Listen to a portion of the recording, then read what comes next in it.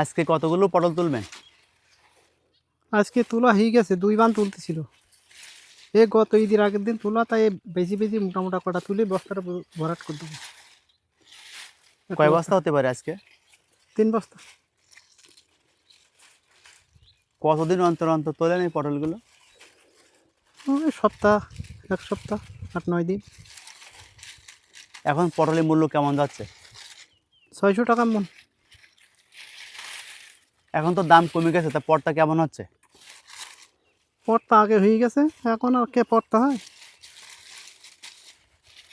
এখন যে বেশি উৎপাদন হচ্ছে আর কম দাম, আর বেশি উৎপাদন হওয়ার কারণে কম দাম হলেও পোষা যাচ্ছে কিনা? তা তো অবশ্যই কম বেশি পোষাচ্ছেই তো, আগের মতন কি আর হয়? আগে অনেক সময় দেখেছি পটলের দাম অনেক বেশি, আবার উৎপাদন কম।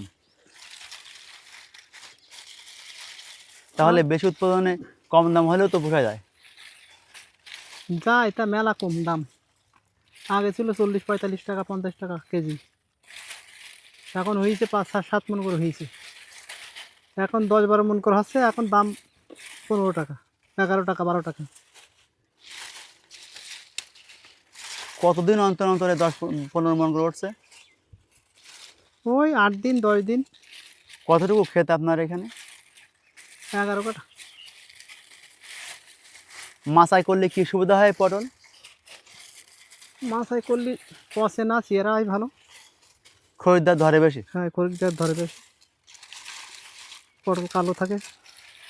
আপনার এই কোন জাতের পটল? আমার এটা এটা হাইব্রিকেট। বোম্বাই? বোম্বাই না, বোম্বাইয়ের মতনই, মোটা হয় ভালো।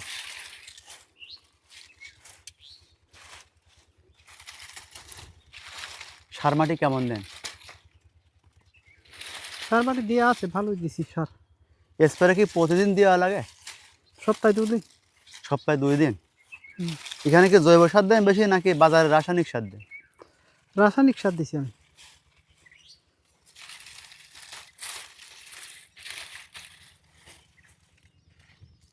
আপনাদের মাচার কোনো ক্ষতি হয় ঝড় বাতাসে?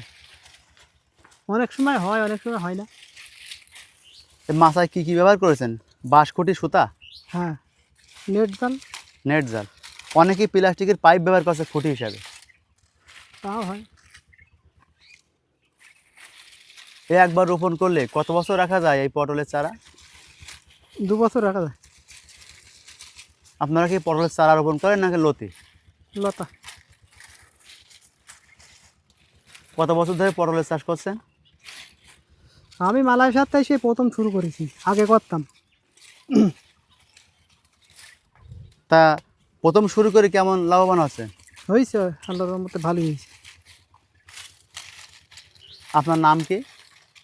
মান্নান। মানান, গ্রাম কায়েমকুলা? গ্রাম কায়েমকলা।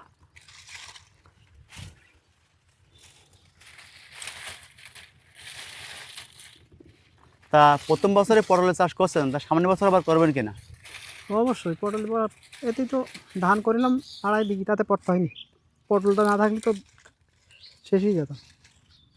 পটল আপনার ঠেকাই দিয়েছে? হ্যাঁ,